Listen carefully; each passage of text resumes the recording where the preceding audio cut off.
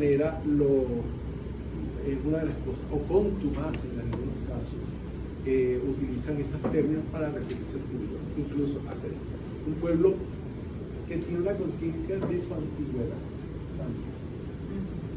que esos 5.000 años de historia pesan, y pesan sobre la identidad personal. Y eso tiene mucho que ver. Cuando uno revisa literatura judía, uno siempre va a encontrar la referencia.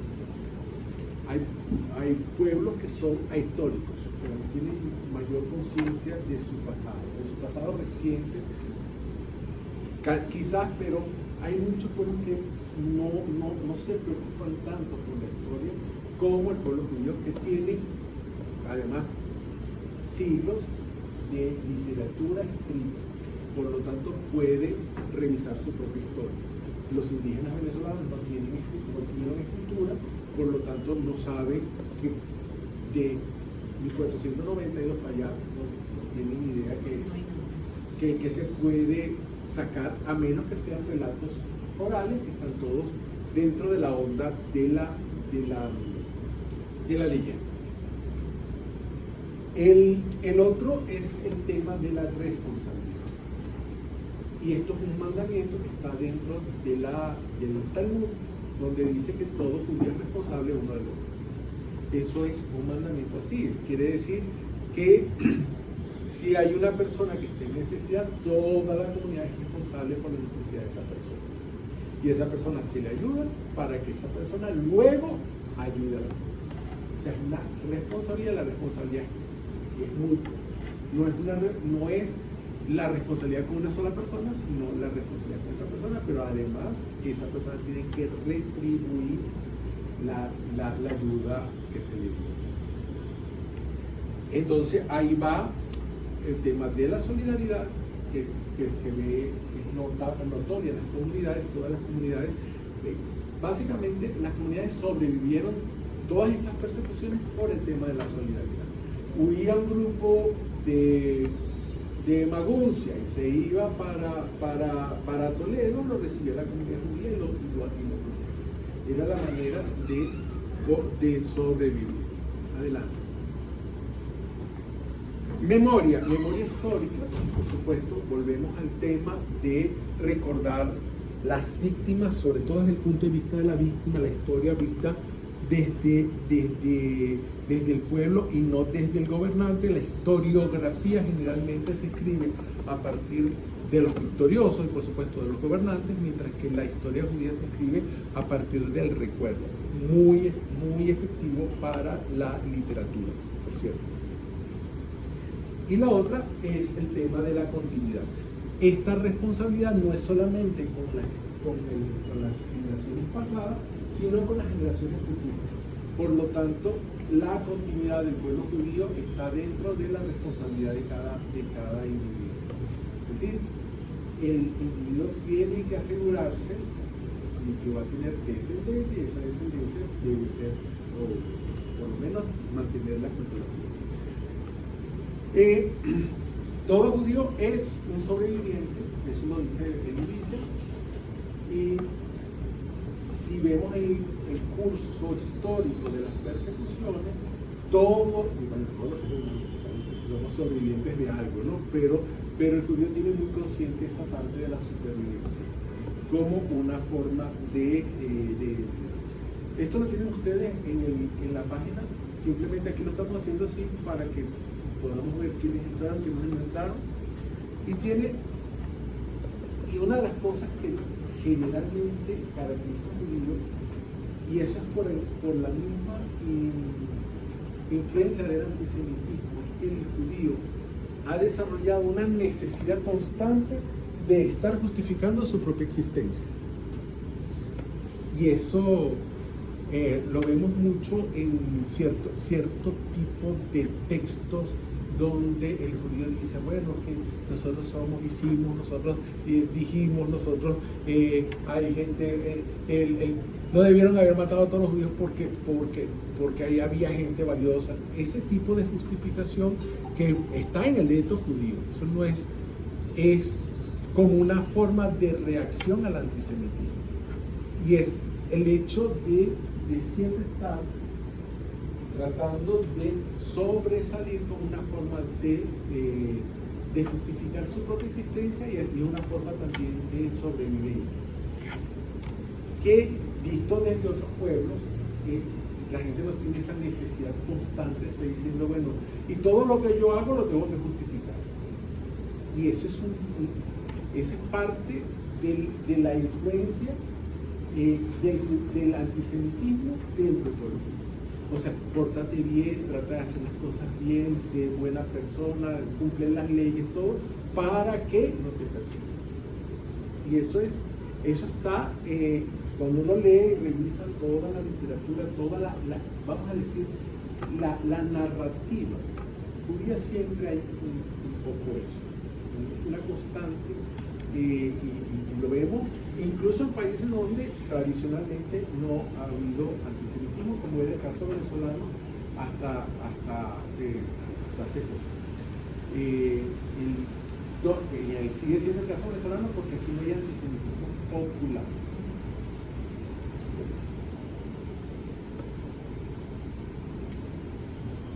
Ok, los judíos. Permiso, buenas tardes. Buenas tardes. ¿Cómo están? La percepción esta de diverso, contradictorio, todo eso, es una percepción judía. Ahora, para el antisemita, el judío es uno solo. Es una unidad. El judío es hay un solo tipo de judío. Y a veces, no sé, es un poco cómo funcionan los prejuicios. El prejuicio es reductor.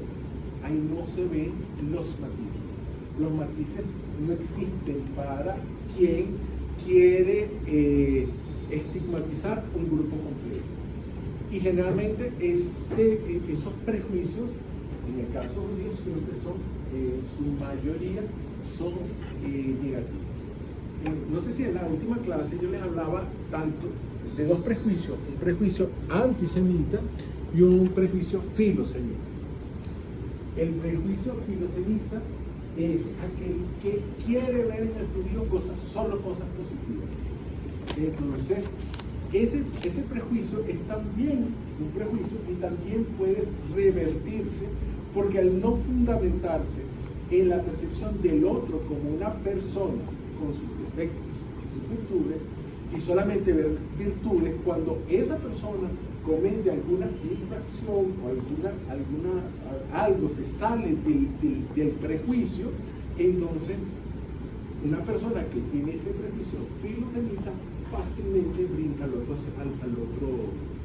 otro prejuicio, que es el antisemitismo. Entonces hay gente que como tiende, la mentalidad prejuiciosa tiende a ser extremista. O es bueno o es malo. No existe el punto medio. Y el punto medio es donde nos situamos todos los seres humanos. Estamos todos ahí, tenemos cosas buenas, tenemos cosas malas, cosas positivas, cosas negativas. Por lo tanto, el antisemita, al entender al judío como una unidad y al pueblo judío como una unidad, es capaz de poner o protestar en una sinagoga, quemar una sinagoga en Melbourne por lo que sucede en Israel, o es capaz de protestar en Londres por lo que pudo haber pasado en Washington. O sea, porque todo el mundo funciona, para el antisemita, todo funciona como una unidad. Y por lo tanto yo castigo al que está más cerca y no castigo o no sanciono al que está más lejos. Adelante. Entonces, esta percepción ya ha sido internacionalmente aceptada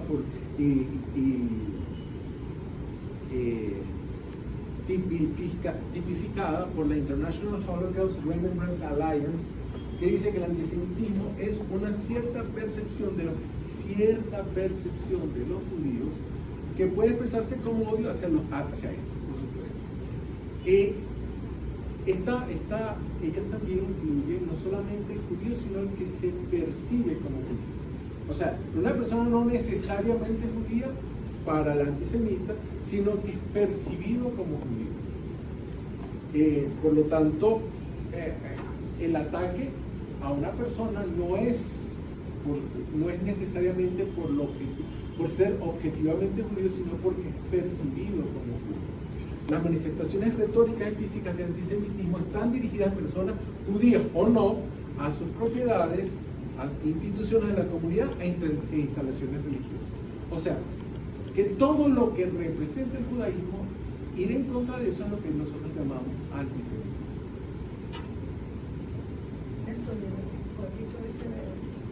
¿Ah? Ya vamos para allá, vamos para allá. No, ahí tienen imágenes que yo voy sacando de internet simplemente para que vean ejemplos de antisemitismo. En la Confederación de Asociaciones Israelitas de Venezuela comenzó un estudio de antisemitismo entre el año 2012 y el 2016, que yo lo llevaba acá, y van a recibir un folleto por correo, o lo voy a colgar en el módulo 7, un facímil donde están algunas explicaciones de lo que es el antisemitismo y cómo se expresa, simplemente para que tengan un conocimiento. No es muy largo, no lo puedo resumir tan fácilmente, pero más o menos lo puedo resumir en estas cosas. Hay unos temas recurrentes del antisemitismo en todo el mundo. Todo el cual uno va revisando todo lo que se escribe sobre lo que escriben los antisemitas de los judíos, siempre tocan más o menos. El primero es la demonización de Israel. Israel, al principio, y fíjense cómo el antisemitismo era originalmente una percepción demoníaca del judío. Desde el principio de que el judío era el asesino de Cristo. Como deicida no podía estar, no podía ser un aliado del demonio, según la lógica del antisemita. Por lo tanto, el judío era representado originalmente como demoníaco, la nariz aguileña, los pintaban de rojo, incluso decían que tenía cuernos y rabos, por eso le ponían el sombrero y le ponían. Había toda una serie de tópicos alrededor del judío, y que si pasaba, que generaba, se secaban las cosechas, las lactantes perdían la leche, etc. Le ganaban los pozos, llenaban el mundo de maldad y de crueldad, ¿no? Hoy por hoy, cuando uno revisa cómo se habla del Estado de Israel, el Estado de Israel se considera un Estado del demonio, lo llaman así, el eje del mal, lo llaman así y es la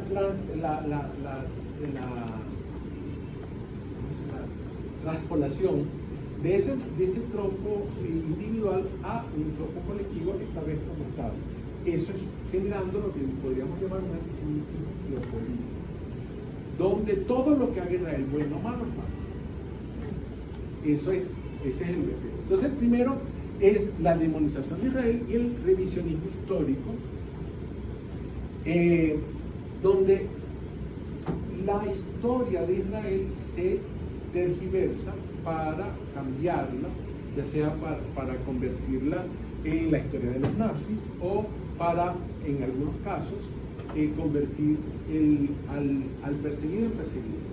Un poco esa es la dinámica. El otro es el complot judío internacional.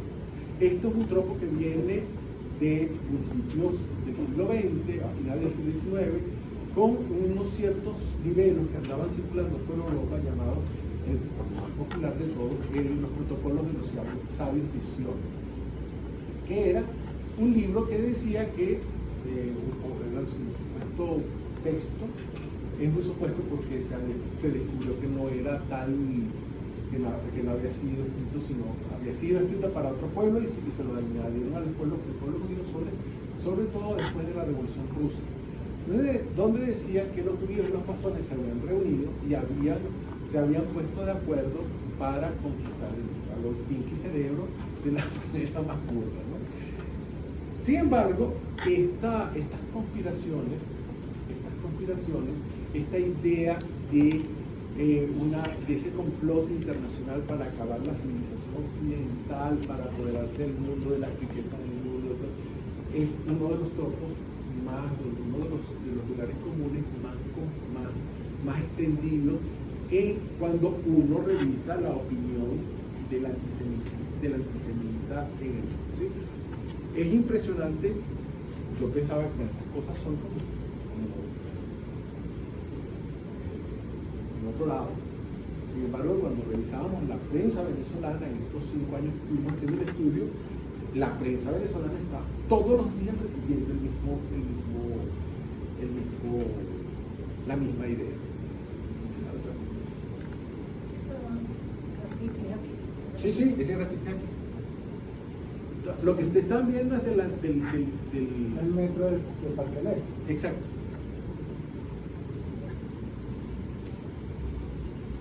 La otra es la banalización o la revisión histórica del holocausto. Es decir, cuando se habla del holocausto en el mundo occidental actualmente se tiende a decir que no existió. Esa es la primera. O que no era como lo pintan los judíos, o sea que era una cosita de nada, que el número de muertos fue menor, o que cualquier cosa, esa es la otra, que cualquier cosa es un holocausto. Es decir, hay gente que dice, mira, hubo 20 muertos en una manifestación, por lo tanto, eso es un genocidio, o es una masacre, o es un holocausto.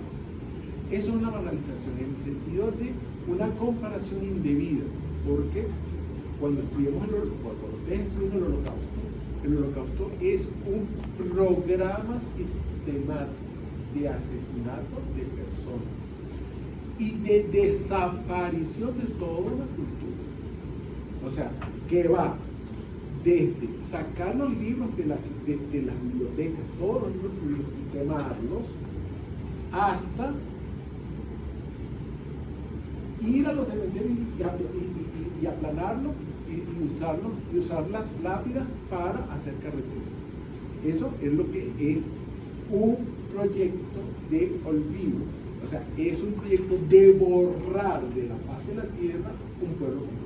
Eso es, y se hizo de manera industrial y se hizo a partir de una idea moderna.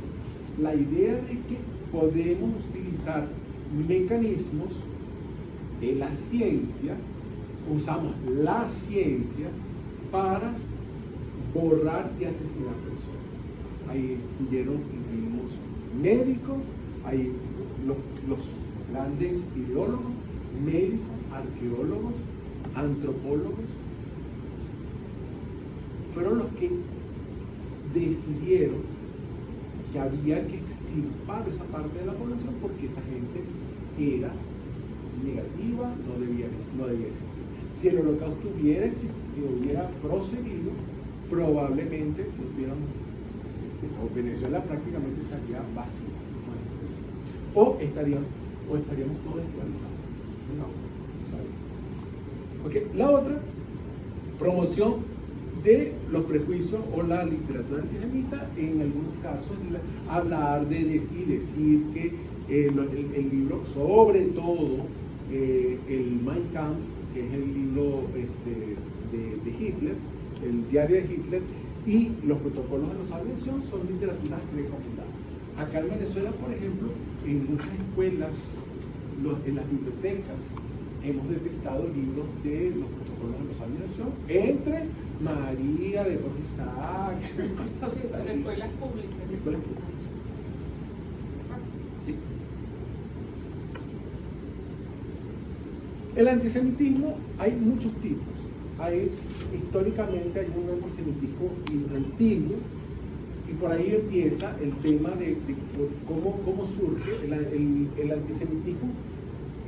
Surge la primera vez que el pueblo judío se vio enfrentado fue en la antigüedad con los griegos, porque los griegos tenían una gran admiración por el pueblo judío, porque era de los pueblos que estaban circundantes, era el único que tenía un libro y una ley. Era un pueblo con una ley. Por lo tanto, era un pueblo, para ellos, era lo más civilizado de los bárbaros. Recuerden que los griegos consideraban que ellos eran la cultura y lo demás era la barbarie. La palabra bárbaro que significa que no sabe hablar, que bárbaro sea. Pero el judío tenía esa. Todo empieza cuando a alguien se le ocurre traducir la Biblia hebrea al griego. Y en ese momento los griegos se dan cuenta que el famoso libro que ellos tanto respetaban o querían, decía que el dios hebreo decía que los demás dioses no servían, incluyendo los dioses griegos. Entonces, eso hizo que los griegos no les gustara mucho el tema de los judíos. Empezaron, y además, esta cosa que estos bárbaros se consideran hijos de Dios. Por lo tanto, eso hizo que empezó a crear cierta animadversión hacia el pueblo judío y además esta cosa levantista del judío, que es el tema de que yo todo lo discuto. Y como yo todo lo discuto, eso para el griego de la paz, ellos pretendían, no era muy aceptable. Por lo tanto, mucho antes, unos siglos antes de la diáspora, de la llegada de la época cristiana, por ejemplo, ya había habido los primeros pogromos en el barrio Delta de Alejandría, una gran matanza que hubo ahí. Luego, el antisemitismo tomó un carácter religioso. ¿Cuál era el problema de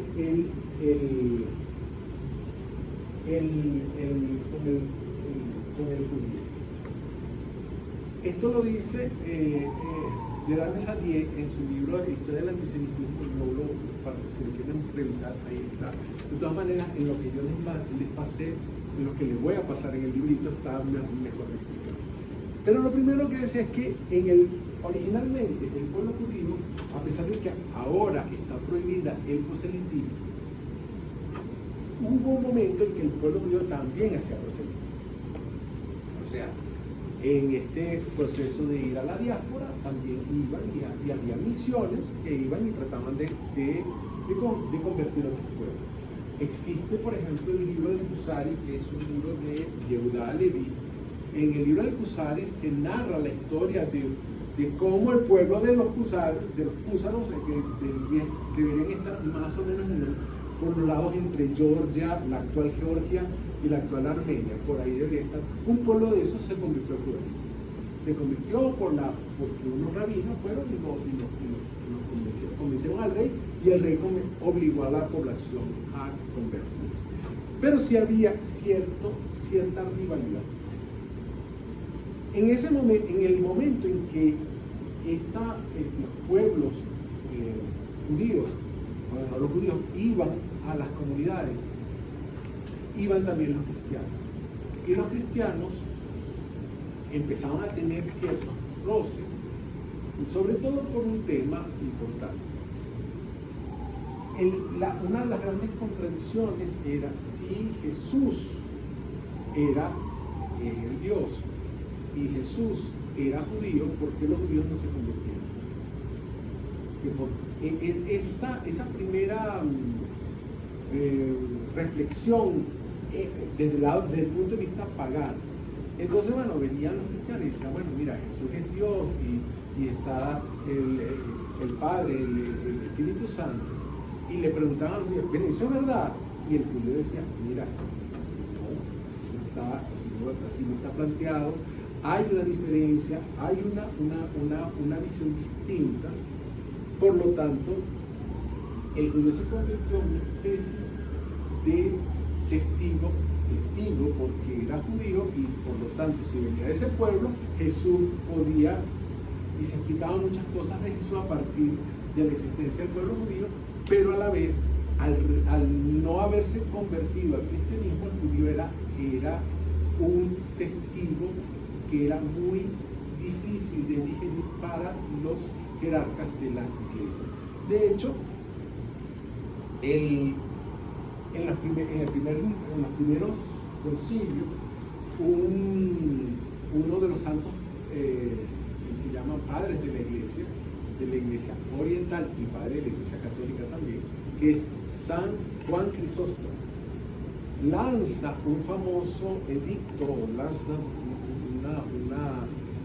un libelo, vamos a llamarlo así, que se llama contra el judeo, contra los judíos, donde él dice, bueno, los judíos sí saben que Jesucristo es Dios, y los judíos, pero ellos han hecho un pacto con el demonio, y por lo tanto no lo admiten,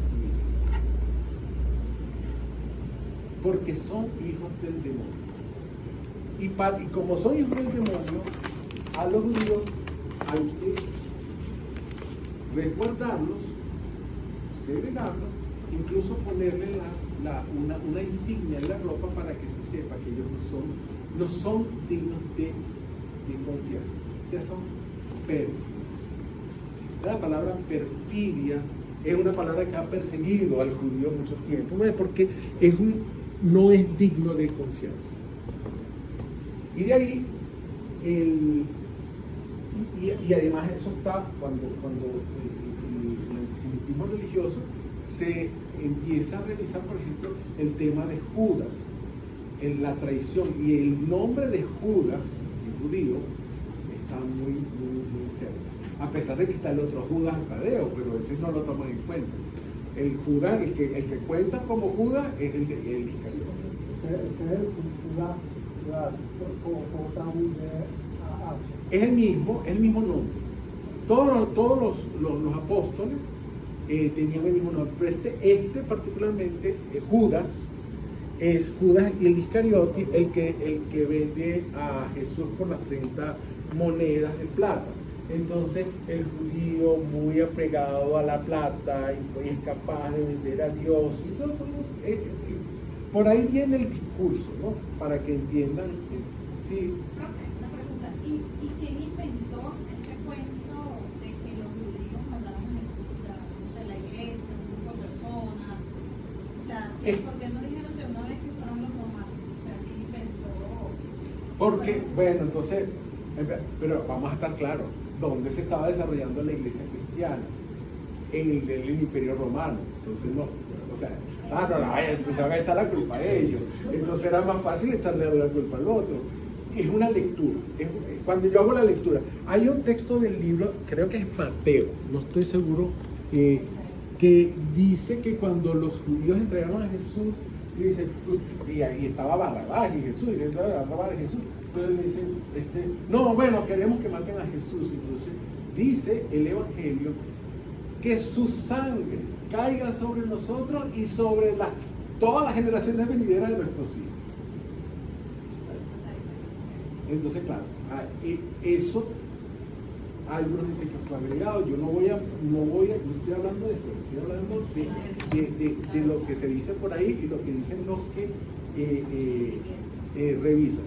Pero eso hace, pero cuando uno revisa que Jesús era judío, María era judía, Pedro era judío, y que la última cena era una cena de Pascua, y que además en algunos de los textos dice, yo no vine a cambiar la ley, sino a hacerla cumplir, la ley es la cual. Por lo tanto, ahí queda esa ambigüedad, y esa ambigüedad hace que el tema sea muy difícil de... Pero de ahí se basaron para ir en contra del pueblo, porque le molestaba sobre todo a los predicadores estas contradicciones. Y estamos en una época en donde la fe no se cuestiona.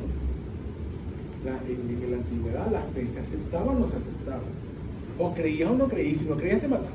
O sea, estamos en una etapa que no era de discusiones, no se daban estas clases, por supuesto, si no me fuera quemado. Pero, y además entonces eso lo acompañaron con una serie de mitos como el libelo de sangre, que era la acusación de que los judíos mataban niños cristianos para hacer no son hostias, pero parecido a la matzah, los panes ácimos de la Pascua. Y hay en la iglesia católica y en la iglesia anglicana y en la iglesia ortodoxa, santos, niños santos asesinados por judíos, San Félix, San Félix el mártir, el santo niño de la guardia, etcétera, que son santos, o sea, que tenían unas imágenes donde ustedes lo ven crucificado y los judíos bebiendo sangre. Toda vez que en el pueblo judío está prohibido comer la sangre de un animal, imagínense la sangre de un judío. Okay. Había una consulta, ¿no? Fíjense que se habla tan mal de los judíos, ¿no? Ajá. En tiempos anteriores Y en el tiempo más atrás. presente. Y bueno, en tiempo presente, pero tiempo presente, si nos percatamos en la historia breve, ¿dónde está la maldad de los judíos? ¿En qué momento? Hablemos de este tiempo presente, nosotros que lo podemos palpar, que podemos verlo y señalarlo. ¿Dónde está el tiempo presente si cuando hoy por hoy se defienden de un pasado? Mira, que son... yo te lo voy a decir así. En el pueblo judío hay gente buena y gente mala. Y hay gente que ha hecho cosas buenas y hay gente que ha hecho cosas malas. Cuando yo estoy en un prejuicio, yo magnifico lo malo y minimizo lo bueno. O cuando es al revés, yo magnifico lo bueno y minimizo lo malo. Cuando yo te tengo mala fe a ti, cualquier cosa que tú hagas, que tú digas, que tú dejes de hacer, yo la puedo tomar como malo. Por eso el prejuicio es uno de las grandes taras de la humanidad. Porque nosotros asumimos una serie de características del otro y a partir de eso lo buscamos, lo perseguimos, lo matamos, lo segregamos, hacemos toda una serie de cosas. Esto es un ejercicio que no es nada más, que no es única y exclusiva del pueblo judío. El pueblo judío es como, vamos a decir, el que lo ha estudiado más, el que ha sido más evidente por el caso pero todos los seres humanos podemos llegar a desarrollar prejuicios. Una de las cosas que deberíamos hacer nosotros, los que estamos en búsqueda de un mundo mejor, es ver cómo limitamos los prejuicios. Y hay muchos prejuicios para muchos pueblos. Y estamos estudiando que ha sido uno de los más duraderos, y además es un prejuicio que se ha ido cambiando, ha ido mudando. Primero dijimos que era antiguo, que a los griegos no les gustaba, y luego en el caso del cristianismo, que fue el que más duró, acuérdense, la duración esto debe haber durado, el antisemitismo religioso desde principios de la escritura más o menos hasta ya llegada la edad moderna, cuando cambia el antisemitismo. Pero siglo XIX ya empezaba a cambiar la noción. Cosas como el Dijon del Sau, que era una puerca que está representada en todas las catedrales de Alemania. Es una puerca donde están están los judíos bebiendo de la leche de la puerca, porque según este relato, los judíos son hijos de una famosa puerca, la puerca judía, y por eso esa es la razón por la cual los judíos no comen cochino. Eso lo dice.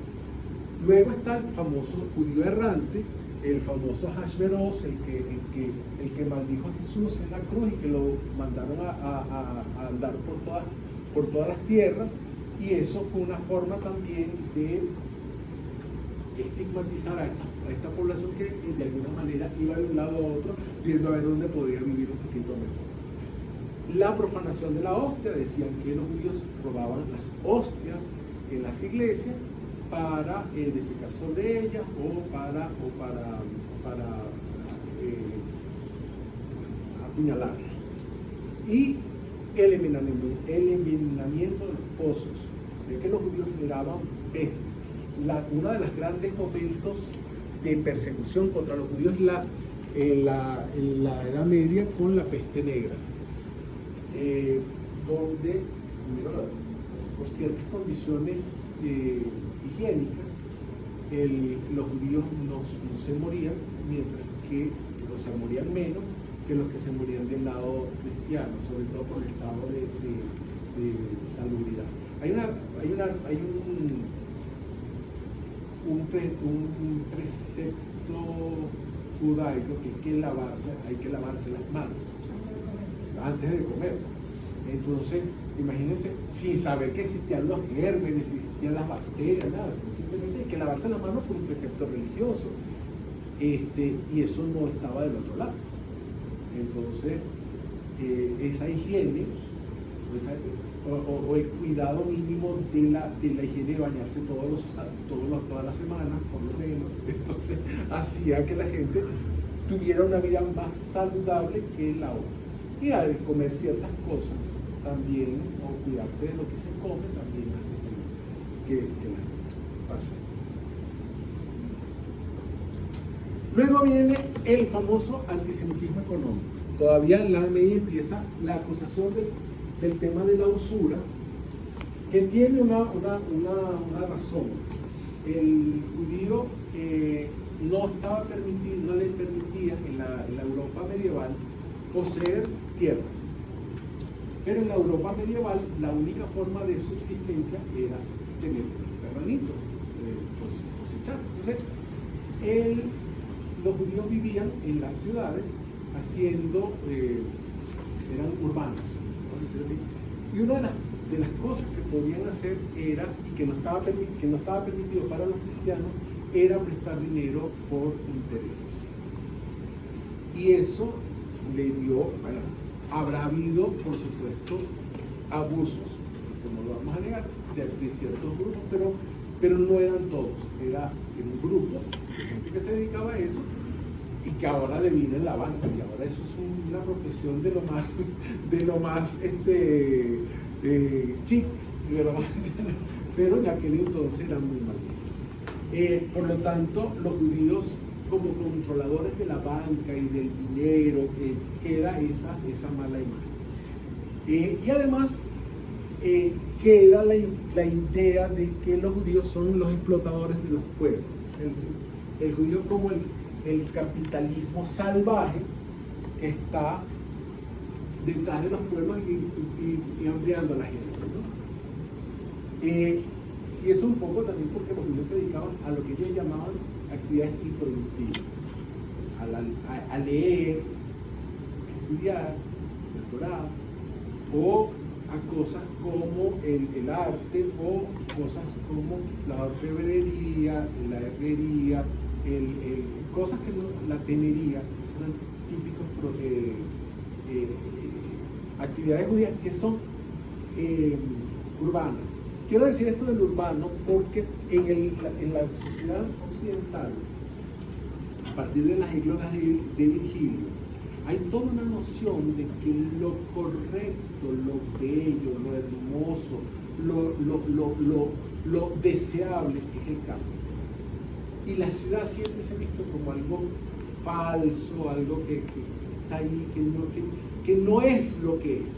O sea, cuando uno lee las églogas, uno dice, bueno, sí hay que volver al campo, a la vida, a sembrar con las manos, toda una retórica, ustedes la oyen todavía.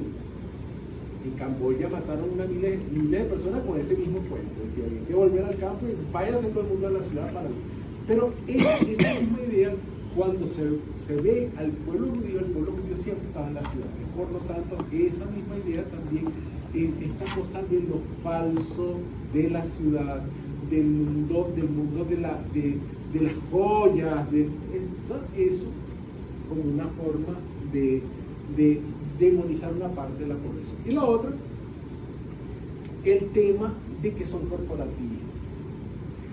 ¿Qué quiere decir esto? Que esa solidaridad de la que habíamos hablado antes, a veces es interpretado de mala manera, diciendo que es que los judíos se protegen entre ellos. O sea, lo que es bueno por un lado es mal visto por el otro lado.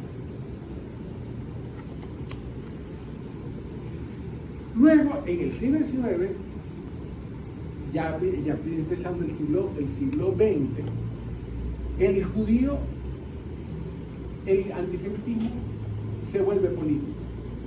Es el judío con un proceso que se llamó la Escala, que fue un proceso ideológico inspirado en el Renacimiento y luego en la modernidad cívica de la Ilustración.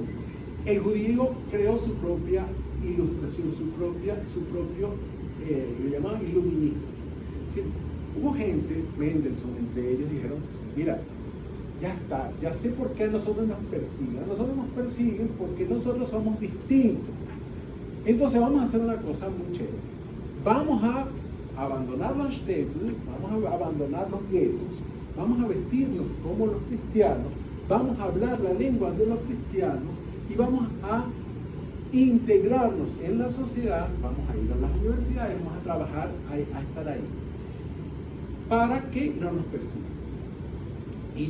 Y ahora, en la época de los nacionalismos, nosotros ya no somos judíos, somos franceses de religión mosaica, somos alemanes de religión mosaica. Por lo tanto, nosotros somos igual que los otros, simplemente que tenemos una religión distinta. Eso es todo.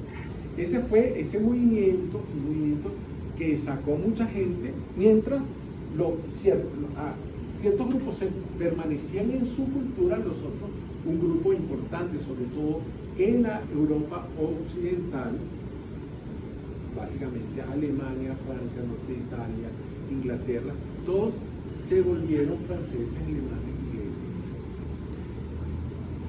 Y entonces alguien empezaron a pensar en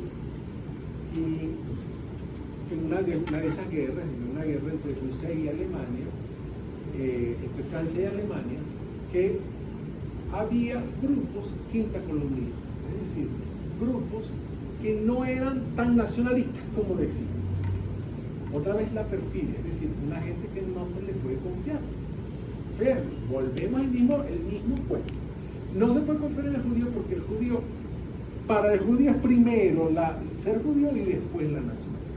Por lo tanto, en el caso de Dreyfus, lo condenaron porque supuestamente había, por espía, por haber espiado por Alemania, y después se descubrió que no. Pero ahí se ve que el judío era, y lo llamaban así, es que el judío es inasimilable. El judío siempre va a ser judío y nunca va a aparecer, nunca va a ser un venezolano, nunca va a ser un alemán, nunca va a ser un español, porque es inasimilable. Por lo tanto, se les acusaba de doble lealtad y que siempre jugaban políticamente a su favor. Y eran, como los judíos, eran capitalistas en el mundo occidental y comunistas en el mundo oriental. Y al revés, eran, por lo menos en Estados Unidos, eran los comunistas, no los judíos, y en el mundo occidental, en el mundo oriental, eran los capitalistas. Y eso era razón para perseguir. Eso me recuerda una escena en una película que vi recientemente, que era de la primera ministro israelí, creo que era... Golda Meir. ¿Ah? Golda Meir. Que era en los 70. Golda Meir. Cuando hubo lo de la guerra con Egipto y tal. Ajá. Cuando Kissinger la visitó, que tenía ese rollo de las armas, no sé qué.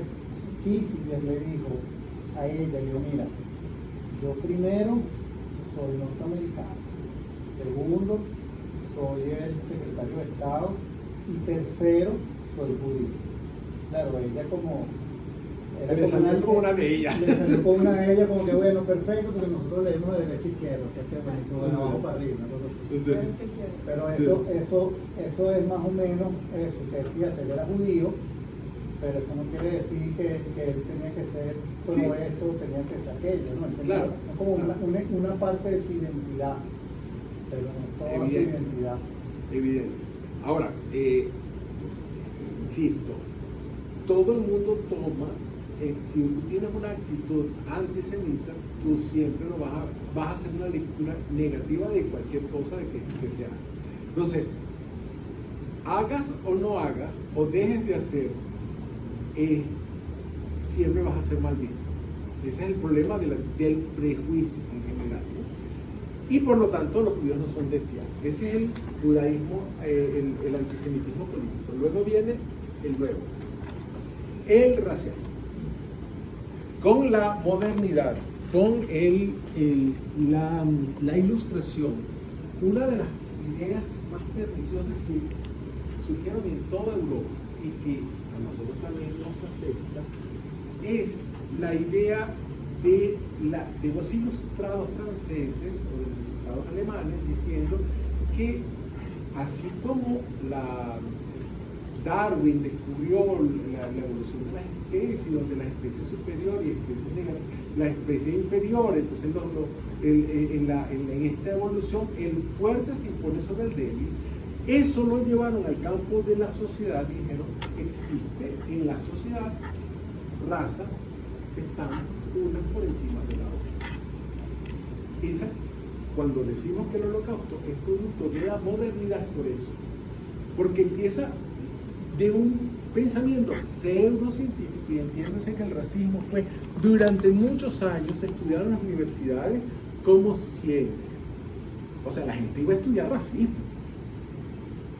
Yo estudio porque está comprobado científicamente que el europeo tiene el cráneo, entonces que si el cráneo no sé qué cosa, que si el cráneo, que si el mentón, que si la mano, toda la oreja, que eso todo eran rasgos que definían unos seres humanos por encima de otros. Y esa noción hizo que se considerara al judío subhumano, que había abyección en la sangre. Abyección quiere decir que eran malvados porque habían heredado eso genéticamente. O sea, que la sangre era una sangre que estaba, donde venía la maldad. En esos estudios, por ejemplo, que nosotros hicimos, vimos acusaciones a ciertos judíos y científicos venezolanos, pensadores venezolanos diciendo es que es evidente que él es malo porque él es judío. Porque además no era judío, el señor era descendiente de judío, en el campo político, no habla de aquí, pero por lo tanto, como razas son inasimilables. Otra vez, fíjense cómo vuelve otra vez los mismos tonos. Y los judíos forman parte, y ahora, en este caso, los judíos forman parte del patriarcado machista, no sé qué cosa. Esa es la nueva forma de racismo, que el judío forma parte de los supremacistas blancos. Como antes era por esto, ahora vienen y le dan la vuelta. Dale. Y por último, el geopolítico. Es que agarrar todos estos tropos, todos estos prejuicios y decirlo y señalar a Israel con ellos mismos. Es decir, Israel es un país supremacista, es un país racista, es un país, todo lo que ustedes quieran, lo que se oye, que es el capitalista, cuando Israel ha sido un país, eso es una cosa que la gente se sorprende, cuando uno dice que Israel fue fundado por socialistas, fue un país socialista durante muchos años. No. Israel es el capitalista. Entonces, y las acusaciones de que el judío utiliza el victimismo para justificar todas sus atrocidades, por decirlo de alguna manera. Y ahí tienen una imagen, esto sacado de internet. Ustedes pueden buscarlo y van a encontrar como esas miles. Entonces, los tópicos antisemitas para resumir son: el judío está asociado al demonio por el deicidio o el pacto satánico, el judío es pérfido, el judío es inasimilable, el judío es pendenciero, peleón, discutidor, etc. El judío es usurero y avaro, el judío se preocupa solamente por los suyos, el judío estudia y trabaja incansablemente para el sojuzgamiento del mundo. O sea, lo que es la superación personal es solamente porque tiene en mente cómo vamos a agarrar al mundo. El judío se aplica el siguiente para él: los éxitos, cuando una persona hace el bien o algo tiene un éxito, digo, no, él es la excepción, pero los errores son colectivos. Y eso funciona así para todas las demonizaciones de grupos humanos. O sea, y esto lo pueden, este mismo paradigma lo van a ver en cualquier grupo que trata de demonizar al hombre. Es decir, no, pero es que ese es él. Pero él, porque él es la excepción de la regla, porque la regla sí no.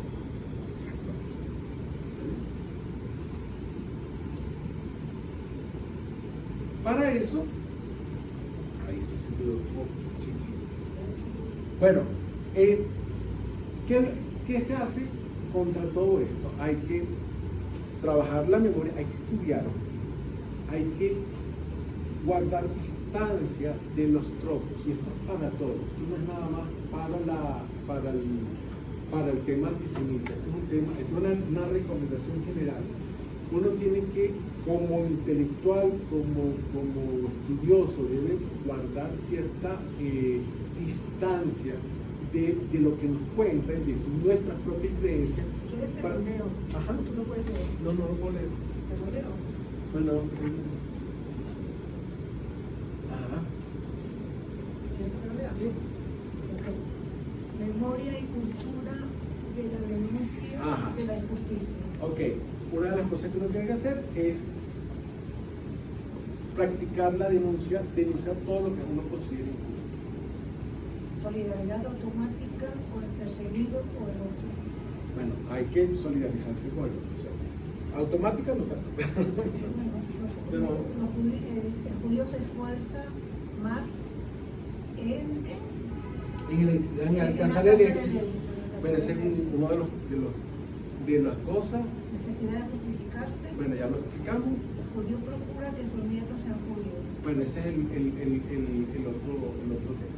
Que una de las maneras de mantener y perpetuarse es que el judío no solamente se preocupa por tener hijos judíos, sino nietos judíos. Que trabaja para que los hijos tengan hijos judíos. ¿Ves? Y se acabó. No. Ya, ahí vamos para la otra. No, porque no nos va a dar tiempo.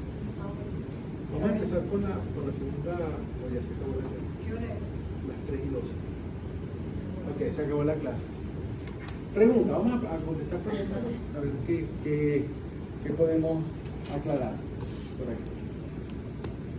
Sí, Profe, yo tengo una pregunta. Diga. Ya que estamos hablando del antisemitismo, por lo menos ustedes como judíos aquí en Venezuela en algún momento han sentido, o sea, ese tipo de antisemitismo, pues, o desprecio, o algún tipo de mira,